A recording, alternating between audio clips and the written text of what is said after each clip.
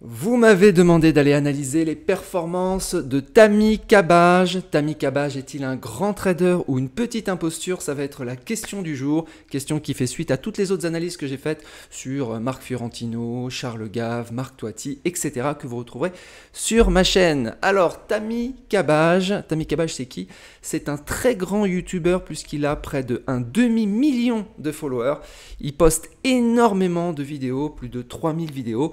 Et accessoirement, c'est aussi un trader. Il fait des analyses économiques, des analyses sur tout, sur l'immobilier, sur la bourse, sur le bitcoin, sur l'or, etc. J'ai repris toutes ces vidéos, j'ai analysé toutes ces vidéos depuis près de 10 ans et je suis allé regarder, je suis allé les confronter à ce qui s'est passé réellement. Donc on va aller voir si les prévisions sont bonnes, si les performances de notre ami Tammy Cabage sont à la hauteur de sa célébrité. Voilà. Tammy, il y a peut-être des erreurs, si tu veux venir, droit de réponse, t'exprimer en vidéo, il n'y a pas de souci, tu me contactes et on fait une vidéo réponse. Alors c'est parti, alors Tammy Cabage, donc vous avez vu, il poste énormément de vidéos. La plupart des vidéos, c'est pour vendre en fait ses formations. C'est aussi pas mal de vidéos de dev perso. Et puis, nous, on va aller regarder les vidéos qui concernent les prévisions économiques, financières. Donc, alors c'est parti. Alors ça commence en 2013. Alors c'est comme, en fait, c'est comme Marc Toiti. Même s'ils font des erreurs dans leurs prévisions, ils ont au moins l'honnêteté, et il faut leur reconnaître ça, de laisser toutes leurs vidéos. Donc on peut aller tout vérifier, donc vous pourrez aller tout vérifier, tout ce que je dis dans cette vidéo. Je vais donner le titre et les dates de toutes les vidéos. Alors, 17 avril 2013, formation de notre 1. Donc là, alors oui, alors c'est à la base en fait, alors il a un peu changé, mais à la base, en fait, c'est un trader d'analyse technique. Rappelons que l'analyse technique, comme l'astrologie, c'est démontré d'un point de vue académique et aussi au niveau des tests d'efficience des marchés que personne n'a jamais gagné de l'argent avec de l'analyse technique. On ne peut pas prédire et prévoir les évolutions des cours de bourse avec l'analyse technique.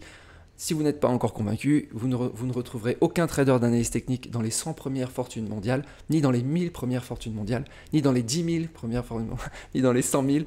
On ne peut pas gagner d'argent de façon récurrente avec ni l'astrologie, ni l'analyse technique. Donc il a choisi une mauvaise technique. De toute façon, on va voir, la plupart de ses prévisions en fait, sont erronées. Alors, 13 mai 2013, donc là pareil, grand gagnant de l'analyse technique, etc. Bon ça ok.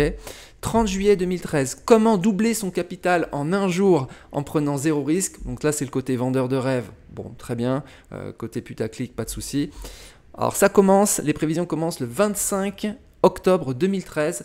Va-t-on assister au crack le plus violent de notre histoire? Donc on est en 2013. Les marchés n'ont fait que monter. Je vous montre, à chaque fois je vais vous montrer les courbes. Donc là c'était sur l'année 2013, 2013-2014. Donc 2013, voilà, le MSCI World fait plus 27%, et 2014 il fait plus 5%. Donc aucun crack à l'horizon. On va retrouver d'ailleurs, comme pour Marc Toiti, on va retrouver cette technique pour pouvoir faire des vues, c'est-à-dire le catastrophisme. Il annonce en fait des cracks, tous les ans il annonce un crack. Voilà. Un crack qui ne vient pas. Alors je vous montre aussi sur la courbe, donc 2013, voilà, donc là je suis sur un ETF MSCI World, on y va, l'année 2013 elle est là, ça ne fait que monter, pas de crack à l'horizon, 2014 pas de crack à l'horizon, donc de toute façon il n'y a pas eu de crack, hein. Je vous montre la courbe hein, pour vous mettre un petit peu, pour rappeler un petit peu ce qui s'est passé depuis une quinzaine d'années. Ça c'est le MSCI World, c'est les marchés actions mondiaux. Ok, donc vous pouvez voir, ça ne fait que monter. Il y a quelques petits soubresauts durant la guerre, au début de la guerre Ukraine, aussi au niveau du Covid, etc. Mais au final, ça ne fait que monter. Donc on continue. Donc là, il s'est planté. 30 juillet 2013, comment doubler... ça j'ai déjà fait. Va-t-on assister au crack le plus violent? Donc non, donc ça c'est 25 octobre. 10 octobre, est-ce le bon moment pour acheter de l'or? Alors il dit dans la vidéo que l'or va s'écrouler. On est le 10 octobre 2014. Donc on va aller regarder l'or, 10 octobre 2014, donc ça c'est la courbe de l'or. Voilà, donc l'or il est là, 2014, 10 octobre 2014, on est là. Alors là, ça s'écroule pas, donc là octobre 2014 on est là. Donc ça monte, ça va monter, et puis ensuite ça va redescendre. Les prévisions à 6 mois, c'est flat, et sur l'année 2016, donc là on est quand même 2 ans plus tard, on a une petite baisse, et de toute façon ça va remonter. Donc pas de crack non plus sur l'or en 2014. Bon, continue. Je rappelle, un crack, hein, c'est quelque chose d'assez violent. Sur quelques jours, on perd au moins 30%, mais en quelques jours, hein, c'est ça un crack, c'est la définition du crack. Donc non. Est-ce le bon moment pour acheter sur l'or? Bah oui, c'était le bon moment. Lui, il dit que non. Donc ça, mauvaise prévision. 18 février 2015. Va-t-on assister à un crack boursier sur les indices boursiers? Donc là, on est le 18 février 2015. Donc il annonce le crack. En fait, vous allez voir, en reprenant toutes ces vidéos, il annonce un crack en fait tous les ans. Tous les ans, il annonce un crack pour l'année suivante. Et tous les ans, le crack ne vient pas. Depuis quand même 10 ans. Hein. Donc, va-t-on assister à un crack? On va aller voir la courbe 18 février 2015. MSCI World. Alors, juste en 2015, ça a fait moins 0,32, donc c'était flat. On va aller voir la courbe. Donc là, 2015, voilà, 2015, 18 février. Donc il est là, donc vous voyez en fait sur 2015. Voilà, c'est vraiment... je vais essayer de zoomer un peu plus, comme ça vous voyez. 2015, en fait, c'est ça. Donc là, en fait, c'est flat. Et c'est remonté après en 2015, voilà, c'est cette partie-là. Donc en fait, il n'y a pas de... C'est 0% en fait. Pas de crack. Ni en 2016. Et à partir de 2017, ça va exploser littéralement à la hausse. Ok. Donc là, il s'est encore planté. On continue. 24 février 2015. L'euro va-t-il encore baisser? Et il donne ses perspectives 2015. Donc il dit l'euro va baisser. Donc j'ai vérifié, l'euro-dollar est flat en 2015 et l'euro-dollar passe de 1,1 à 1,09, donc il fait moins 1% en 2015. Donc l'euro va-t-il encore baisser? En fait il est flat et il perd 1%. Voilà, je vous montre l'euro. J'ai été regarder l'euro-dollar en 2015. Voilà, donc 2015, on est ici. Donc voilà, c'est cette partie de la courbe en fait, c'est flat. On continue, 26 février 2015, analyse perspective 2015 sur le pétrole. Donc il dit le pétrole devrait s'effondrer, les énergie est déclassée, la demande devrait baisser et le cours baisser, mais rien de cela ne va arriver. Alors on va aller voir le pétrole en 2015. Il est situé où? Mon petit pétrole, il est là.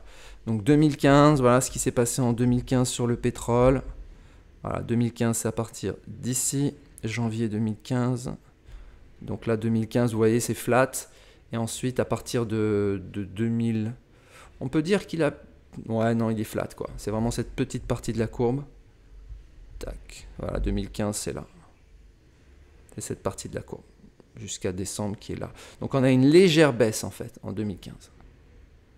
C'est pas transcendant, qui va être vite rattrapé en 2016-2017. Et ensuite, ça va continuer à monter. Donc non, c'est planté sur les perspectives sur le pétrole. L'or, prévision 2015, pas d'achat à long terme sur l'or, encore planté. Je vous montre. On va aller voir l'or. Donc là, on est le 26 février 2015. Allez, février 2015. Donc pas d'achat à long terme. Hein. Donc long terme, c'est minimum 2-3 ans. Donc on voyait en février 2015, on est là, on est positionné là sur la courbe. On va avoir une légère baisse jusqu'en décembre 2015, donc de février 2015 à décembre 2015, donc la prévision court terme, s'il avait fait, ça aurait été correct, mais prévision long terme, c'est complètement planté, donc sur 2017, 2018, 2019, 2020, et puis après ça ne fait que monter. Je rappelle qu'au moment où je fais cette vidéo, on est dans les plus hauts historiques sur l'or, on est ici.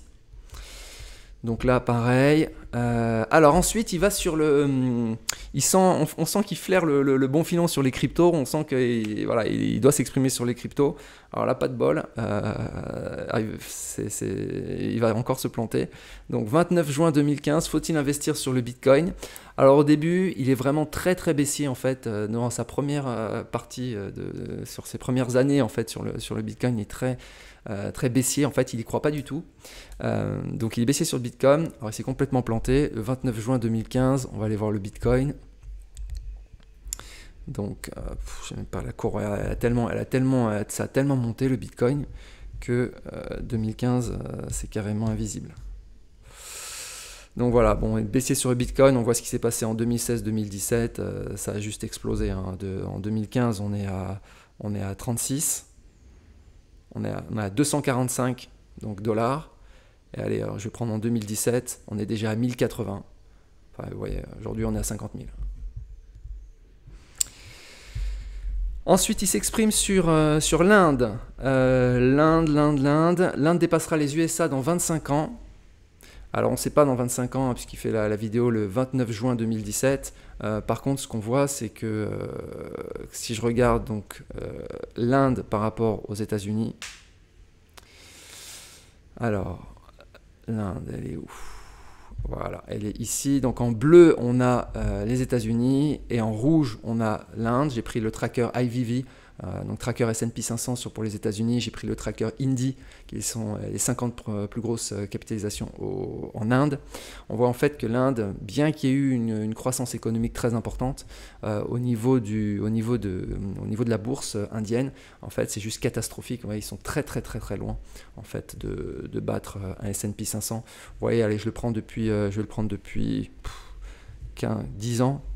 Vous voyez, l'Inde fait plus 84%, alors que le S&P 500 fait plus 165%. Et en plus, j'ai pris un ETF avec dividendes distribués. Donc, en fait, c'est des performances des différences encore plus importantes. Donc non, pour l'instant, en tout cas, ça ne s'est pas du tout vérifié. 17 juillet 2017, énorme scandale sur les crypto-monnaies. Il fait une vidéo. Donc là, pareil, du catastrophisme. Et si on regarde donc il pense que tout va s'écrouler. Et si on regarde du 7 juillet 2017 à décembre 2017, donc là, ça devrait s'écrouler. Le BTC va passer de 3 000 dollars à 13 000 dollars. Il va exploser à la hausse. Donc là, il s'est complètement planté sur le BTC aussi. En fait, c'est vraiment récurrent. Hein. Je pense que même par chance, c'est-à-dire quelqu'un qui jouerait à pile ou face, en fait, il aurait des meilleures performances que Tami. 3 décembre 2017, la bulle des crypto-monnaies est-elle sur le point d'éclater? Donc toujours, il est toujours baissier. Hein. Ça ne fait que monter. On va regarder la courbe. Donc on est au 3 décembre 2017. Donc 2017, c'est incroyable. Hein. Ça vous montre en fait que c'est pas parce que ça monte que ça va pas continuer à monter. Regardez en 2017, donc on va reprendre exactement la date, 3 décembre 2017, donc c'était fin 2017. Fin 2017, on est où? On est là, voilà, on est ici. Alors je vais mettre la courbe un petit peu, voilà. Alors décembre 2017, alors il a un tout petit peu raison en fait, parce que ça va baisser. Donc vous voyez, en décembre 2017, il fait une vidéo, il dit ça va s'écrouler. Alors effectivement, ça baisse. 2018, ça baisse. 2019, ça baisse, faut reconnaître. Par contre, il n'a pas vu venir que ça allait exploser à la hausse. Donc en fait, c'est cette petite baisse.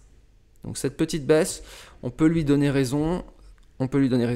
Est-elle sur le point d'éclater? Ok. Allez, d'ailleurs, je l'ai mis en bleu. Pour moi, là, ok, pas de problème, il a fait une bonne prévision. 14 février 2018, une année charnière pour les cryptos. Il dit que les cryptos vont s'écrouler, donc en 2018. Allez, 2018, ça va pas s'écrouler, mais ça va baisser. Allez, ça va bien baisser quand même. Ok. Alors ok, allez, ça, c'est bon, on est bon. En bleu aussi. Tac. Devenir millionnaire ou se ruiner avec le Bitcoin, donc baisse des cryptos 2018, ok, ça va baisser en 2018, par contre ça va exploser après. Crise financière, c'est pour 2020, donc là tous les ans il annonce la crise financière. Pas de crise, alors on va aller voir le MSCI World en 2020, voilà 2020 c'est ici, ok, donc 2020 on a une toute petite baisse ici, et puis ensuite ça explose à la hausse. Voilà, donc ça c'était la crise du Covid, ça il me semble. Okay. Donc là il s'est complètement planté, donc pas de crise.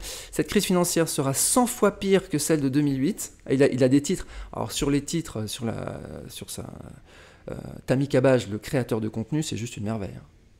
Donc 100 fois pire que 2008, tout doit s'écrouler, donc là on est au 21 mars 2020.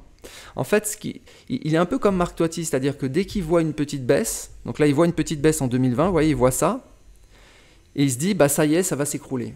Parce qu'il est tellement catastrophiste en fait, qu'il pense que quand ça baisse un peu, ça va s'écrouler. Sauf que, bah, regardez ce qui s'est passé, hein, vous vous en souvenez, ça, en quelques mois, ça s'est reparti à la hausse et ça a explosé tous les plus hauts historiques. Donc là, vraiment, il s'est totalement planté. 21 mars 2020, cette crise financière, ok, on a vu. Alors ensuite, il va sur l'immobilier. Immobilier, donc le 22 mars 2020, peut-on craindre le pire, voire le crack, donc crack immobilier. Alors, donc là, pareil, il s'est complètement planté, il n'y a pas eu de crack immobilier.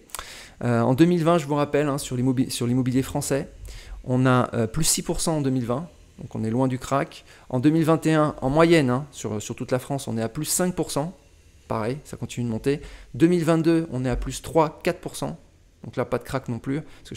2023, on a légère hausse de 1 à 2%. Pas partout, évidemment, parce qu'on a eu des baisses d'immobilier, notamment en Paris, région parisienne. Donc là, on a du moins 5, moins 4, moins 5, moins 6%.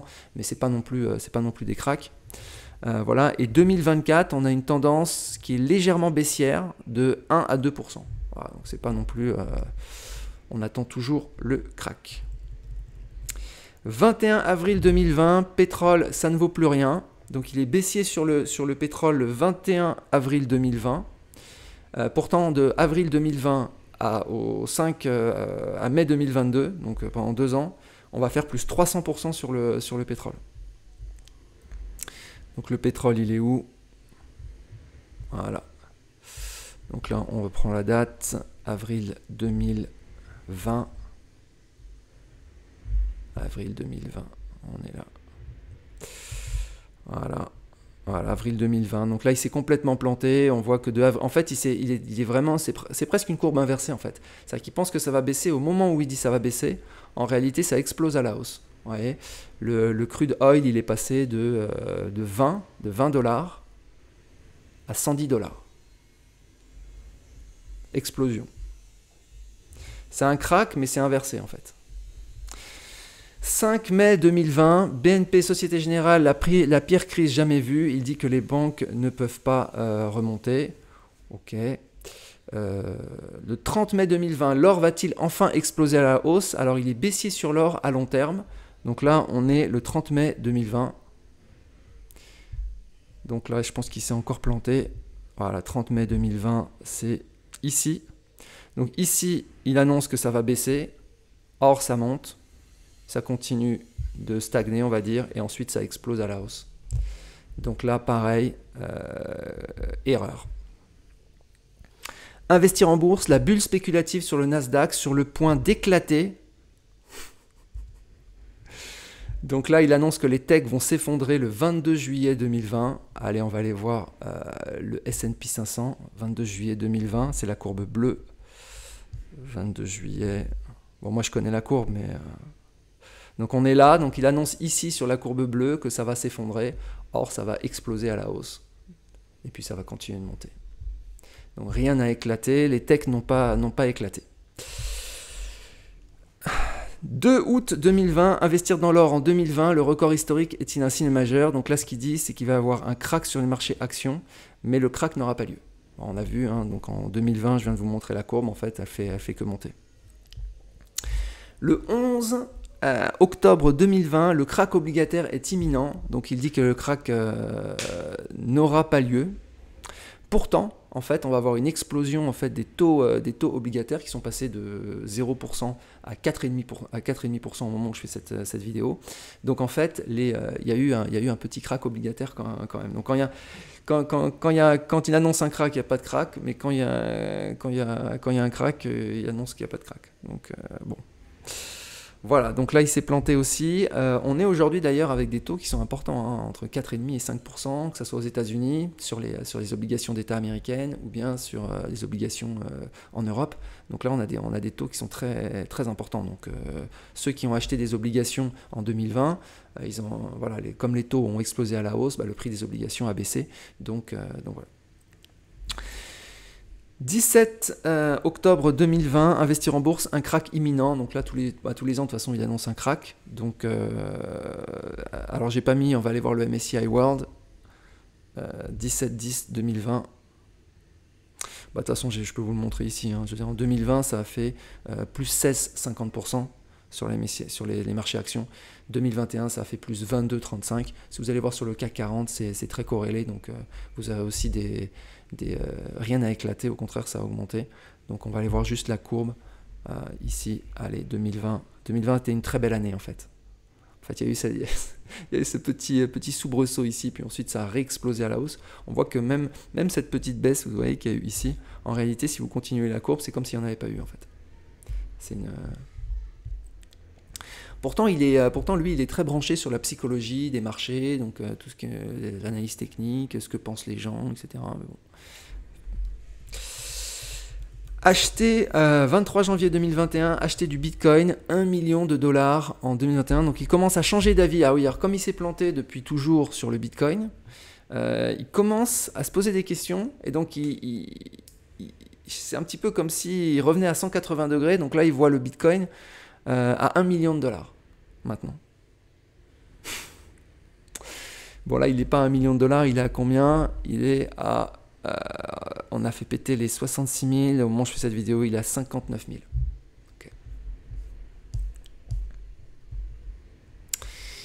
Ok, on continue. 13-10-2021, un pétrole à 200 $, crise économique et sociale sans précédent. Il anticipe une hausse du pétrole vers les 200 $.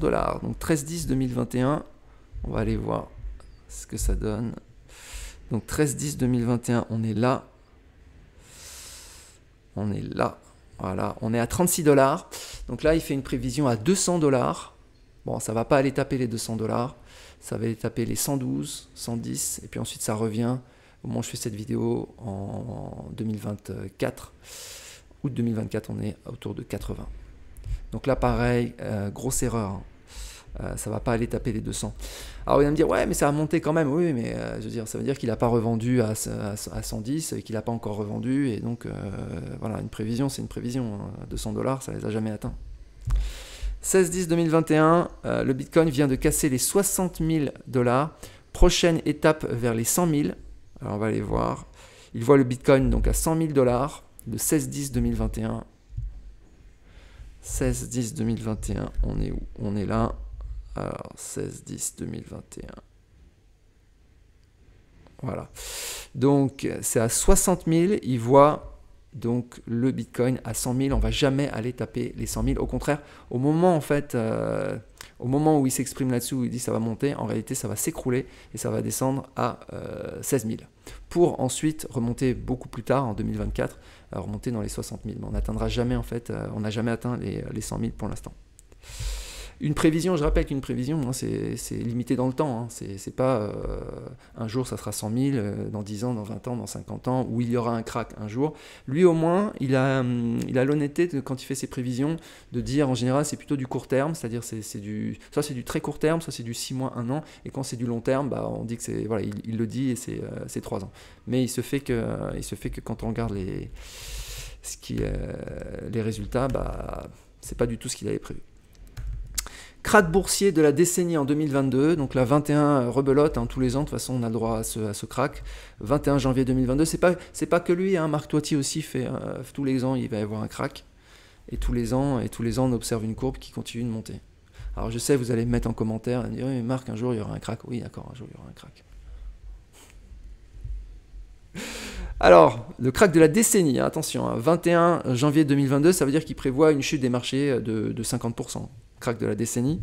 Donc, 21 janvier 2022, allez, 21 janvier 2022, on est là. Voilà, janvier 2022, on est là. Donc là, on va avoir une petite baisse, ici. Donc, on va passer, petite baisse, vous voyez, on passe de 86 à 70. Ok. Donc, je sais pas, une petite baisse de 15-20%. Donc, c'est quand même, voilà, c'est quand même, ça existe. Et bon, derrière, on est reparti à la hausse encore plus fort, aujourd'hui dans les plus hauts historiques. Donc on n'a pas vu, j'ai pas vu de crack de moins 50 hyper rapidement en 3 jours où tout s'écroule. 24 janvier 2022, crypto, action, le carnage se poursuit. Est-ce le meilleur moment? Alors lui, le carnage, hein, c'est quoi? C'est ça en fait. Hein. Le carnage, c'est cette baisse que vous voyez ici. Donc pour lui, il pense que tout va s'écrouler. Encore une fois, hein, c'est comme, en fait, c'est comme, ça doit être là, ici, là, c'est comme la baisse qu'on avait eue en 2020. Dès qu'il voit une baisse qui est un petit peu importante, en fait, il dit, bah voilà, je vous l'avais bien dit, et tout va s'écrouler finalement, puisque je prévois un crack depuis plus de 10 ans. Donc voilà, il est là, il arrive. Sauf que là, il n'est pas arrivé. Là, il n'est pas arrivé non plus. Là, il n'est pas arrivé non plus, vu que ça repart. Donc à chaque fois, si tu veux, c'est pas top. 14 juin 2022, investir en bourse, tout baisse, sauf le dollar. Donc là, je sais pas ce qu'il regarde en fait. Donc là 2022, sauf qu'en 2022 ça va commencer à repartir à la hausse ici. Donc on est déjà reparti à la hausse en fait en 2022. En fait au moment où il dit on est au creux ici, donc il pense que tout va continuer à descendre. Et en fait c'est à ce moment-là qu'il y a un retournement de tendance et que tout remonte. Donc là il s'est planté encore. Ensuite 15 juin 2022, massacre dans le monde des cryptos, le Bitcoin bientôt à 5000. Donc là encore une fois, en fait il exagère les tendances. C'est-à-dire quand il voit une baisse, il dit tout va s'écrouler. Quand il voit une hausse, il dit bah, ça va être le Bitcoin à 200 000. Donc en fait, il exagère en fait les tendances. C'est une très bonne technique en fait pour faire des vues. Hein. Tous ceux qui, si vous voulez vous lancer sur YouTube, vous utilisez en fait ces techniques, c'est redoutable. Sachant que l'objectif, hein, je ne gagne pas d'argent en faisant du trading, hein, Tammy. Hein, c'est en vendant des formations. Donc voilà. Bitcoin bientôt à 5000. Donc là, on est le 15 juin 2022. On va aller voir le Bitcoin. 15 juin 2022. Donc là, c'est cette baisse, vous voyez. Donc au moment où il y a eu vraiment cette grosse baisse, donc là, on est à 20 000. Et là, il dit, voilà, bah, en fait, ça fait que s'écrouler. Donc si je continue, en fait, il continue la tendance. Il doit mettre une droite comme ça, en disant, bah voilà, ça va continuer. Donc il voit à 5 000. Sauf que ce qui va se passer, c'est le contraire. C'est un retournement de tendance et tout va repartir à la hausse. Donc là, complètement planté, ça ira pas aux 5 000. 27 août 2022. Crise financière, la Fed affole les marchés, crack immobilier en cours en 2022. Non, il n'y a pas eu de crack immobilier en 2022, ni en France, ni aux États-Unis. En 2022, l'immobilier français fait en plus 3 à 4% en moyenne. Ça, c'est les chiffres des notaires. Donc là, non, planté aussi. Les marchés aussi en 2022, affolent les marchés boursiers. Alors on va aller voir 27 août 2022. Allez. MSCI World 2022. Voilà, 2022. En fait, ça va commencer à se reprendre en 2022. Au contraire, ça va remonter début 2022. À partir d'octobre 2022, ça va commencer à remonter. Et en 2023-2024, ça va continuer à monter très fort. Donc non, ils n'ont pas du tout affolé les marchés. 8 février 2023, crise financière, énorme crack en cours. Bear trap, toujours un crack. Donc là, pareil, hein, tous les ans, il annonce son crack. Donc là, pareil, 2023, il annonce le crack. Le 8 février 2023, allez je vous montre, 8 février 2023, en 2023 on va avoir, comme vous le voyez ici, une explosion en fait des marchés actions, explosion à la hausse de plus 24% sur le MSCI World. Donc si je vous montre la courbe, donc vous voyez c'est cette 2023 explosion à la hausse, petite baisse ici, réexplosion à la hausse, donc là sur 2024, donc c'est juste, là pareil, il s'est trompé. Donc voilà, bah ça continue. Peut-être que je ferai des updates dans les prochaines années. Mais là, alors il y en a qui me disent, hein, comme Marc Toiti, quand Tammy annonce que ça monte, est-ce qu'il faut jouer à la baisse? Et quand Tammy dit que ça baisse, est-ce qu'il faut jouer à la hausse? Est-ce que ça serait un indicateur inversé en fait de l'évolution des marchés? Peut-être. C'est vrai que là, il a une majorité en fait d'erreurs. Il y a eu quelques éléments qui ont été pas mal, mais c'est vrai que se planter, avoir raison une fois sur 20, c'est vrai que c'est pas voilà, au niveau récurrence, on a fait mieux. Voilà les amis, si vous avez un avis différent, vous mettez en commentaire. Si vous voulez que j'analyse les performances d'autres traders, économistes, gérants de fonds ou autres, ou youtubeurs, n'hésitez pas à mettre en commentaire. Je me ferai un plaisir de continuer cette série sur l'imposture. Je vous souhaite une très bonne journée, je vous dis à bientôt. Ciao.